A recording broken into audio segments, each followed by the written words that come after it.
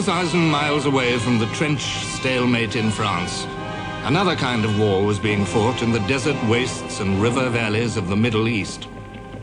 An old-fashioned war, a war of small armies and large spaces, where mobility and maneuver still counted, where success or failure depended not on millions of men, not on the massed products of industry, but on the personality and leadership of generals, where cavalry was not an out-of-date spectator of vast killing matches, but the vital instrument of fast-moving offensives,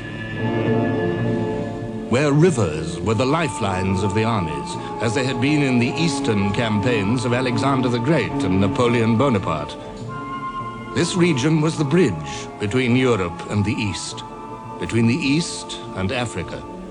In the rich soil of its river valleys, the Nile, the Tigris, the Euphrates, human civilization had been born.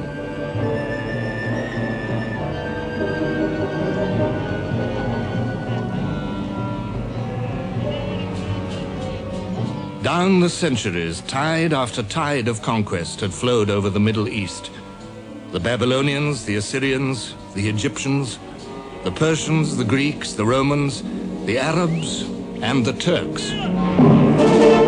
Under Turkish rule, life stagnated. Poverty and disease afflicted the people.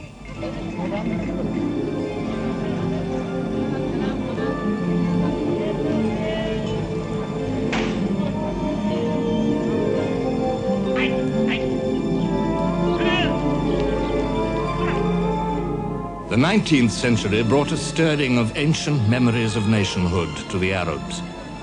Men prophesied a free and united Arabia, rid of alien Turkish rule.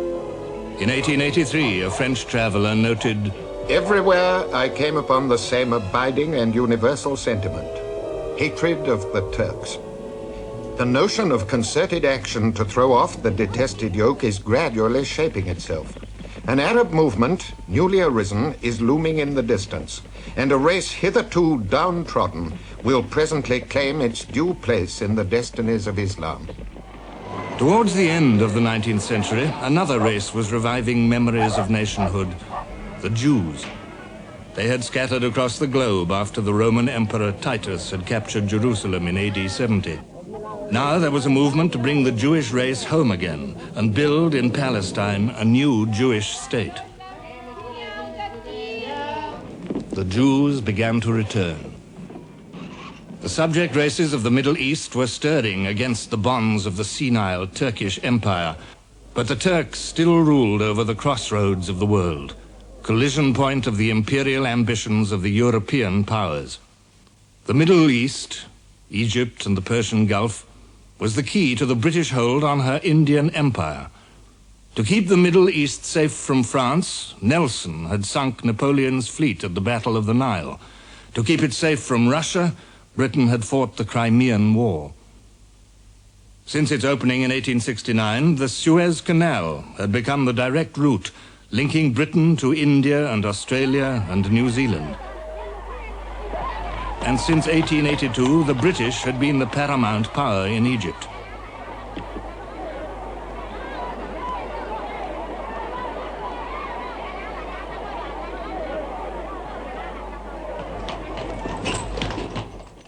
The early years of the 20th century had added another reason for British concern about the Middle East: oil. In 1908, oil had been discovered in Persia, not far from the head of the Persian Gulf. In the new age of aircraft and motor transport, oil was becoming vital for Britain. The Navy, too, was changing over from coal to oil. Unlike coal, which lay safe under British fields, this new fuel was in lands that might be menaced by hostile powers. From London and from Delhi, the British continued to keep watch on the Middle East.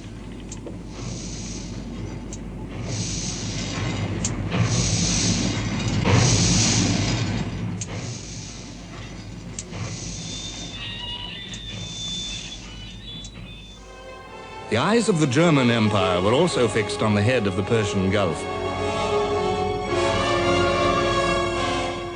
Through the Balkans, through Turkey itself, and across the sands of Mesopotamia, there lay Germany's road to the east, a road for her busy salesmen and industrialists.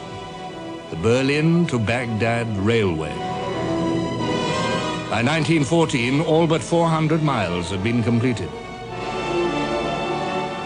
Germany's interest in the Middle East had been proclaimed by the Kaiser's state visit to Turkey and the Holy Land in 1898. His Majesty the Sultan and the 300 million Muslims who revere him as Caliph may rest assured that they will always have a friend in the German Emperor. When the Kaiser visited Turkey again, 19 years later, the war between the nations of Europe had engulfed Turks and Arabs and Jews and Egyptians alike. But he had redeemed his promise.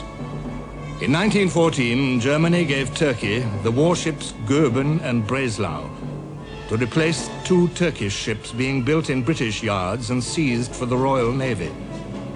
Britain's act of seizure and Germany's gesture of friendship pulled Turkey from neutrality into war. In Constantinople, the crowds were in holiday mood.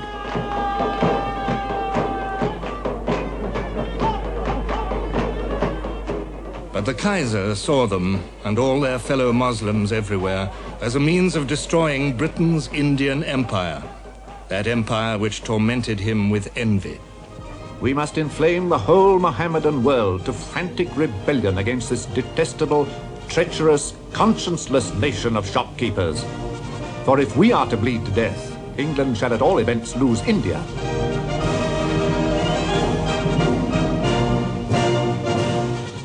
Turkey went to war with a German-trained, German-equipped and German-advised army, recruited from some of the toughest fighting stock in the world.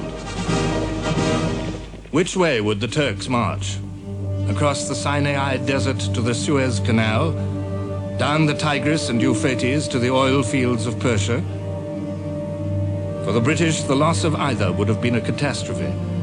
In London and Delhi, orders were given. Convoys of troops sailed to parry the Turkish threat. Indians and Australians and New Zealanders to Egypt, British and Indians to the Persian Gulf. The expedition from India landed at the head of the Gulf and marched on to capture Basra, the Turkish port where the great rivers Tigris and Euphrates flowed sluggishly to the sea. The army discovered Mesopotamia, where even the towns were crumbling heaps of mud houses.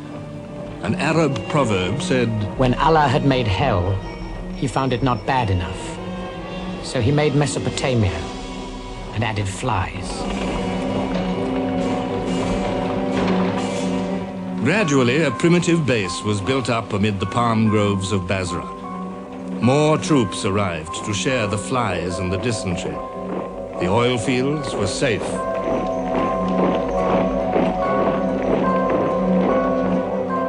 There seemed nothing more for the army to do.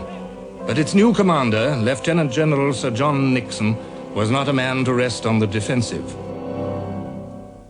General Nixon had a well-earned reputation for dash, and he himself was under the impression that he had been selected for command largely on account of this particular characteristic.